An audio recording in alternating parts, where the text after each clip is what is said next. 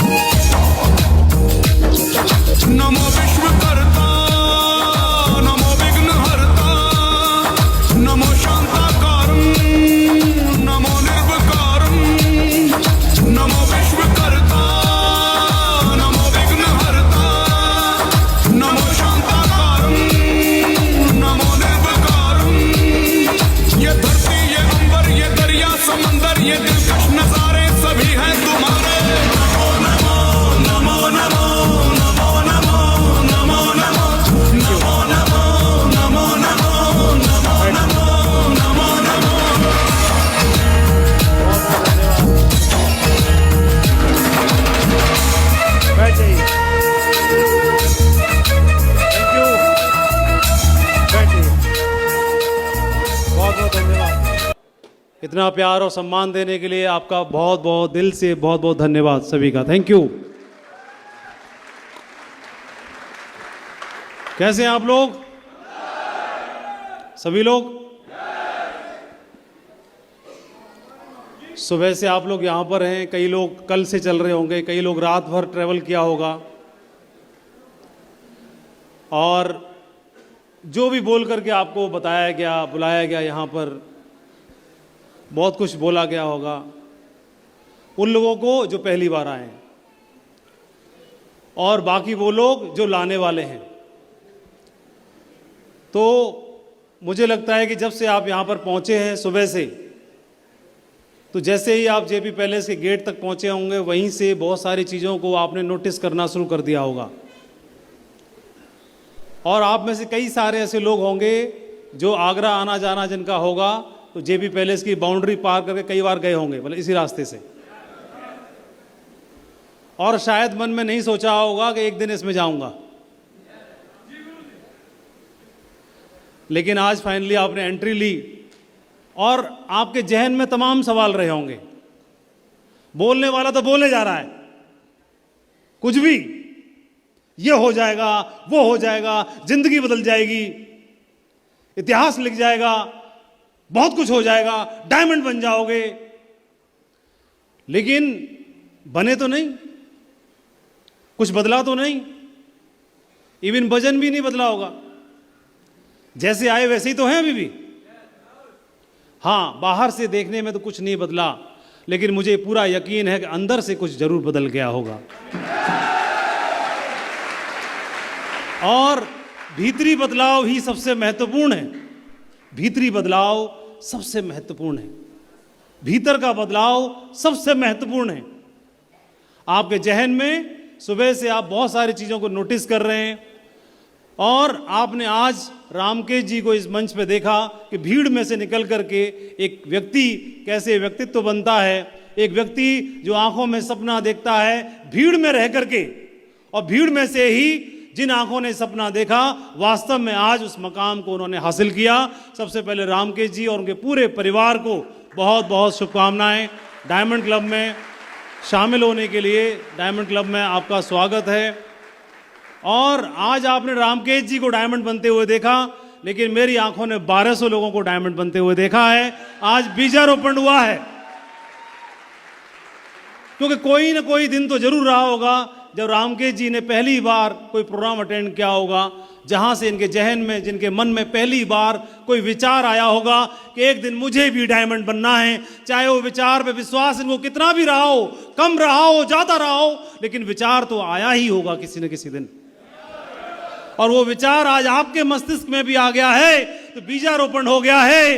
कुछ वक्त लगेगा, खाद पानी हवा धूप चाहिएगी, और कुछ दिन के अंदर पता चलेगा कि आपका नाम भी मंच पर इनवाइट किया जा रहा है कि बधाई हो, आप भी बन चुके हैं डायमंड, आपका बहुत बहुत स्वागत। वो दिन जरूर आता है। लेकिन मेरा एक प्रश्न है अभी कि कोई बीज फलदार वृक्ष बनना चाहता है तो फलदार वृक्ष बनने के लिए सबसे पहले तो उसे मिट्टी चाहिए। कितना भी ताकतवर बीज क्यों ना हो, उसे मिट्टी चाहिए। मिट्टी का उसके लिए महत्व हो ना हो, लेकिन मिट्टी ही है जो उसको फलदार वृक्ष बनने में सबसे ज्यादा सहायक होने वाली है। मिट्टी के साथ हवा भी चाहिए, पानी भी चाहिए, धूप भी चाहिए, बाकी बहुत सारी चीजें, लेकिन ये चार तो सबसे ज्यादा कंपलसरी हैं। और इसीलिए आप भी कितने ही काबिल क्यों ना हो, इस बिजनेस में आपको सफलता की सीढ़ियां चढ़ना है तो कुछ चीजें हैं जो सिस्टम रूपी हैं, जो आपको एक प्रोसेस में डालती हैं। कुछ वक्त लगेगा, उस वक्त के बाद में आपको स्वयं अपने ऊपर विश्वास हो जाएगा कि आप कोई सी भी ऊंचाई हासिल करने के लिए डिजर्व करते हैं, पात्रता रखते हैं। आज का दिन इनके लिए चुना गया। सब कुछ बढ़िया हो रहा था। मैं देखा कोई आदमी जब भाव से करता है, दिल से करता है, तो प्रकृति उसके लिए सारी चीजें अच्छा करना शुरू कर देती है। जब कोई दिल से करता है, समर्पण भाव से करता है, तो चीजें अपने आप जो बैलेंस में नहीं होती वो बैलेंस में आना शुरू हो जाती हैं।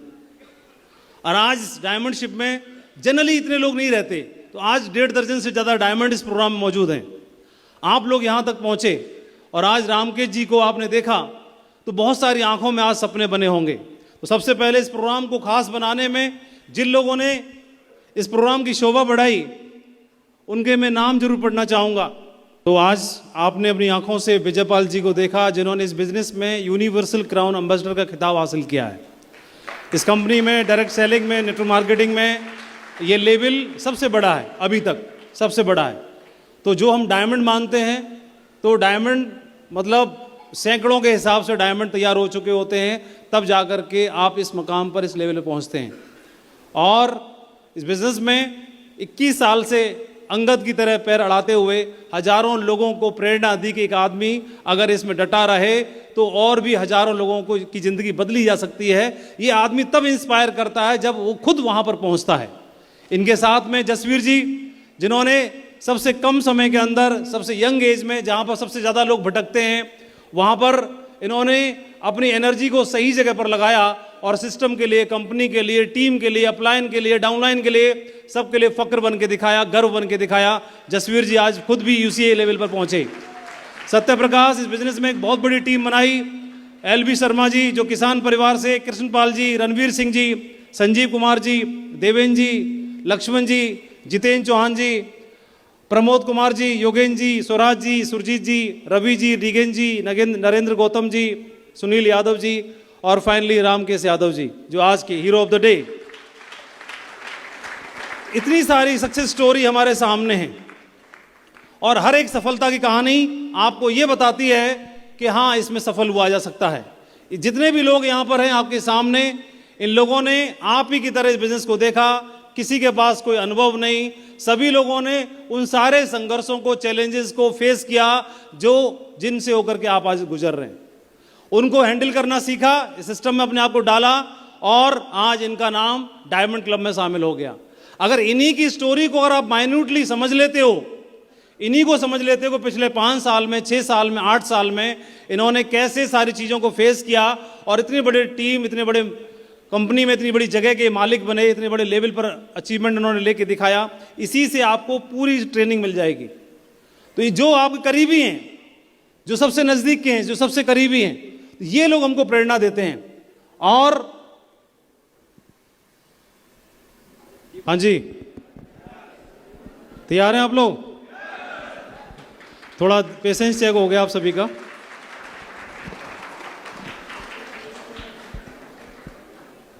तो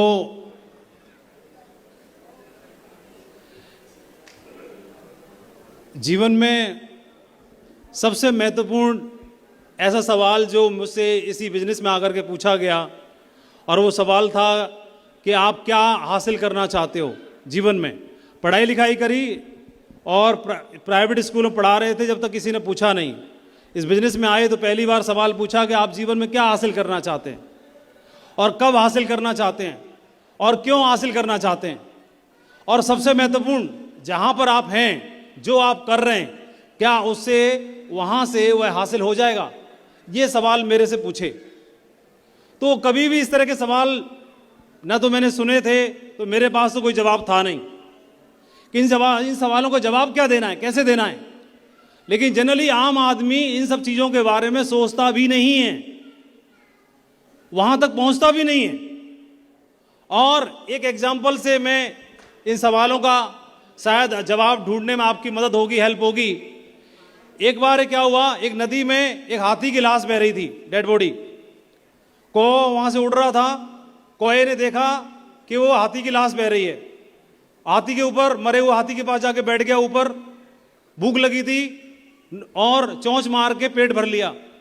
नदी में बह रही थी, पानी में ठंडा ठंडा पी लिया। अब उसे लगा कि खाना पीना हो गया, इधर ही आराम करता हूं, बाहर उड़ने की क्या जरूरत है। तो अभी पट्टा हाथी की डेड बॉडी के ऊपर ही बैठ के आराम करने लगा। फिर भूख लगी, फिर चोंच मार ली, फिर प्यास लगी, फिर पानी पी लिया। और दोनों तरफ, चारों तरफ नज़ारे भी देखने के लिए मिल रहे थे और पानी की किसी चीज की कोई कमी नहीं थी, कोई कमी तो थी नहीं। चारों तरफ सीनरी बढ़िया थी, देखता रहा। और नदी को एक दिन कहीं ना कहीं जाके मिलना था। तो नदी का लक्ष्य है अपना, तो नदी को कहीं जाके मिलना है। नदी को कहां मिलना है? नदी का अपना लक्ष्य है। नदी को एक न एक दिन समुद्र में, महासागर में जाके मिलना है, ये नदी का गोल है। लेकिन कौवे का ये गोल नहीं है कि महासागर में जाके मिले। और फाइनली वो डेड बॉडी बहती रही और नदी एक दिन महासागर में जाके मिली। जब महासागर में जाके मिली तो वहां पर इतना विशाल स्वरूप, और नदी को तो अपना फाइनल मंजिल, फाइनल डेस्टिनेशन मिल गया और वही उसका मंजिल थी, वही उसका डेस्टिनेशन था नदी का। लेकिन इतने लंबे समय तक मौज मस्ती जब उसने की तो ऐसी जगह लाके पटक दिया कि वो डेड बॉडी समुद्र में जाके बची कुची कहां समा गई उसे पता ना चला। अब उसके लिए रुकने के लिए कोई जगह नहीं, चारों तरफ उड़ता रहा, फड़फड़ाता रहा। पीने के लिए पानी नहीं, क्योंकि समुद्र का पानी पी नहीं सकता था। और अब उसके लिए ठहरने के लिए कोई जगह नहीं, क्योंकि वो उसे दूर दूर तक पानी ही पानी था। उसको समझ में नहीं आ रहा था कि मैं अभी कहाँ जाऊं, क्या करूं, क्या देखूं। कोई आश्रय नहीं है, कोई पीने के लिए पानी नहीं है और खाने के लिए भोजन नहीं है। और कौवा थका रहा, भूखा प्यासा, कुछ टाइम तक तो उड़ता रहा, चारों दिशाओं में पंख फड़फड़ाता रहा, और लेकिन उसे कहीं दूर दूर तक छोर नजर नहीं आया। और आखिरकार गगनचुंबी लहरों में वो समा गया मौत के मुंह में, और गिरा तो मगरमच्छ के मुंह में चला गया। तो अब फाइनली जब देखते हैं कि जब भी किसी आदमी को रोटी, कपड़ा और मकान, तीन चीजें सबसे ज्यादा बेसिक बुनियादी चीजें हैं। उस कौवे को उसका संघर्ष डेली करना पड़ता था भोजन के लिए, पानी के लिए और आश्रय के लिए। तीनों चीजें जैसे ही उसे मिली, वो कंफर्ट जोन में चला गया और उसको ही उसने अपना मंजिल, अपना ही गंतव्य मान लिया। और तब पता चला कि वो गंतव्य तो किसी और का था। उसके बाद उसे एहसास हुआ कि मेरा जीवन तो इसमें रोटी कपड़ा मकान में ही चला गया। भगवान ने हमको आदमी का जन्म दिया और आदमी के लिए तीन बुनियादी चीजें बनाई ईश्वर ने। रोटी, कपड़ा, मकान चाहिए ही चाहिए। तो ये तीन बुनियादी चीजें हैं। लेकिन रोटी, कपड़ा और मकान हासिल करना सिर्फ ये गंतव्य नहीं हो सकता, ये मंजिल नहीं हो सकती, ये आदमी का कभी भी डेस्टिनेशन नहीं हो सकता। लेकिन रोटी, कपड़ा और मकान मिलने के बाद अगर तीनों चीजें मिल जाएं तो आदमी अपने जीवन का लक्ष्य ढूंढ सकता है और उसको हासिल जरूर कर सकता है। यह चीजें लक्ष्य तक पहुंचने के लिए जरूरी हैं। लेकिन रोटी, कपड़ा और मकान कभी भी जीवन में लक्ष्य आदमी का हो नहीं सकता। और जिन लोगों ने रोटी, कपड़ा, मकान में निकाल दिया वह तो ऐसे ही रह गए। लेकिन जिन्होंने रोटी, कपड़ा, मकान की व्यवस्था होने के बाद उन्होंने ड्रीम ढूंढा, तो ड्रीम ढूंढने के बाद उन्हें सेब के गिरने में भी उन्हें कुछ विज्ञान नजर आने लगा। उनको चिड़िया के उड़ने में भी कुछ विज्ञान दिखाई देने लगा। उनको पानी के तैरने में भी कुछ विज्ञान दिखाई देने लगा। उनके चीजें नीचे गिरने में भी विज्ञान दिखाई देने लगा। जिनके सपने होते हैं वो हर चीज को नोटिस करते हैं, उनकी आंखें नोटिस करती हैं, हर चीज में अपने लिए मंजिल की तलाश करते हैं जिनके जहन में सपने होते हैं। लेकिन ये तभी तभी कामयाबी मिल सकती है इसके लिए जब पेट भरा हो, क्योंकि भगवान का भजन भी पेट भरने के बाद ही होता है। तो सबसे बुनियादी बात रोटी, कपड़ा और मकान चाहिए। अगर ये तीनों चीजें हैं, ईश्वर को जितना भी धन्यवाद दिया जाए, जिनके घर में पैदा हुए उनके लिए दंडवत किया जाए, इससे ज्यादा कुछ हो नहीं सकता, क्योंकि यहीं से आपका टेक ऑफ करने की बारी हो सकती है। क्योंकि सबसे ज्यादा जरूरी रोटी और कपड़ा मकान चाहिए। और हजारों लाखों लोग इसी चक्कर में, एक ट्रैप है कि इसी बुनियादी चीजों को ही अपना मंजिल मान लेते हैं, इन बुनियादी तीनों चीजों को। और ऐसा माना जाता है कि हेल्थ, वेल्थ और हैप्पीनेस तीन जीवन के मूल आधार स्तंभ हैं। हेल्थ, वेल्थ और हैप्पीनेस, ये तीन जीवन के मुख्य पिलर हैं। और मानव जीवन का, ह्यूमन बीइंग का अगर देखा जाए तो जीवन का लक्ष्य क्या? वेल्थ क्रिएट करना। दूसरा लक्ष्य क्या? वेल्थ क्रिएट तो हो लेकिन हेल्थ भी हो, क्योंकि ये नहीं होगी तो उसकी कोई वैल्यू नहीं है। और तीसरा जीवन का सबसे मूलभूत स्तंभ है, वो है खुशी स्तंभ। ये तीन स्तंभ ऐसे हैं। लेकिन जब आदमी रोटी, कपड़ा, मकान के चक्कर में फंसता है, तो जहां पर हम काम धंधा कर रहे हैं वहां पर हमारे घर का खर्चा, हमारी बुनियादी जरूरतों का खर्चा इतना ज्यादा है कि हमारी सैलरी ही काफी नहीं पड़ती है। तो इसको बोलते हैं सर्वाइवल। और सर्वाइवल का जब गोला हम देखते हैं तो इस गोले में ना ये तीनों चीजें गायब हो जाती हैं, क्योंकि सर्वाइवल के चक्कर में हमें मौका ही नहीं मिलता वेल्थ क्रिएट करने का, हेल्थ क्रिएट करने का, हेल्थ को संभालने का और खुशी ढूंढने का। और इस सर्वाइवल में तो ये वेल्थ भी गई, हैप्पीनेस भी गई और हेल्थ भी गई। तो एक आदमी बोलता है कि मेरे पास टाइम नहीं है क्योंकि मैं नौकरी में बिजी हूं। नौकरी इसलिए जरूरी है, परिवार का खर्चा चलाना है, परिवार को चलाना है, और अगर नहीं करे तो फिर वो परिवार का खर्चा नहीं चलेगा। तो ये सर्वाइवल। और इसके लिए आदमी प्रयास करता है, पहले तो तैयारी करेगा, बचपन से पढ़ाई लिखाई करेगा, हर संभव प्रयास करेगा कि मैं अच्छे नंबरों से पास हूं, अच्छे इम्तहान में आऊं, 90% से ज्यादा मार्क्स लेके आऊं, ताकि मैं एक अच्छी नौकरी हासिल कर पाऊं। 20 साल पढ़ाई करने के बाद वह एक अच्छी नौकरी तक पहुंचता है। नौकरी से जो सैलरी मिलती है वो सैलरी सर्वाइवल में चली जाती है। उसको उम्मीद होती है कि अभी तो नई नई है, गड्ढे ज्यादा हैं, 5 साल नौकरी करूंगा तो गड्ढे भर जाएंगे, जीवन में खुशियां आएंगी। 5 साल के बाद में महंगाई डबल हो जाती है, सैलरी में भी प्रमोशन होता है, इंक्रीजमेंट होता है, लेकिन जो शुरुआत में था वही मामला आज भी है। और फिर 5 साल और निकलते हैं तो जो मामला पहले दिन था वही आज भी है। और करते करते करते करते रिटायरमेंट का वक्त आ जाता है, जो पहले दिन था वही आज भी है। पूरा जीवन सर्वाइवल में निकल जाता है, पूरा जीवन। और आदमी कोशिश तो करता है, तो अपना पेट काट के इधर से उधर से बचत करके थोड़ा थोड़ा पैसा बचाने की कोशिश तो करता है। कोई एफडी करेगा, कोई आरडी करेगा, कोई कुछ करेगा, कोई बच्चों के नाम से करेगा, कोई बेटी के नाम से करेगा, कोई सुकन्या धन जमा करेगा, कोई कुछ करेगा, कोई सोने में जमा करेगा, कोई चांदी में जमा करेगा, कोई पीतल में जमा करेगा। लेकिन कोई अचानक से ऐसा इंसिडेंट बन जाता है, कोई घटना, दुर्घटना, बीमारी, एक झटके में वो सारी सेविंग, 10 साल की सेविंग सब खत्म हो जाती है। ऐसा होता है कि नहीं होता है? और ये लफड़ा है, ये सर्वाइवल का जो मामला है, ये थोड़ा आप लोग देखो ना, टेक्निकल टीम। तो सैलरी क्या है? सैलरी हमारी जो इस तरह से है कि भाई साहब के थोड़े से बाल बचे, पानी की कमी या जो भी रहा, तो हेयर ड्रेसर वाले के पास गया और उसको बोला थोड़ा अच्छे से सेट करो इनको।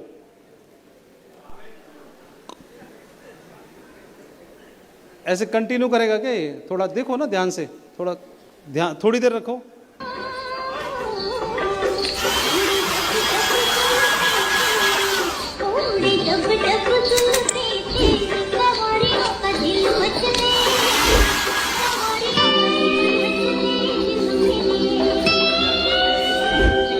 हौसला के बाल और हमारी जिंदगी का हाल एक जैसा था, सेट ही नहीं हो पा रहे थे। तो अभी बाल क्या है, उतने ही है। अब तू क्या है ना, वो कोई सा भी स्टाइल अपना ले, मतलब मैच तो करेगा नहीं, आगे कर ले, पीछे कर ले, सैलरी उतनी है भाई। उसको ना कितने भी, कहीं से आगे से, पीछे से, ऊपर से, नीचे, कहीं से भी सेट कर लो बेटा, कमी पड़नी है। हिसाब किताब ना बहुत मामला खराब है। कुछ बात पल्ले पड़ रही है कि नहीं पड़ रही है? देसी आदमी ज्यादा है, मेरे को पता चला ये टीम में, है ना? कितने लोग हैं देसी आदमी? सारे, पूरा हॉल देसी वाला है, हम भी देसी हैं।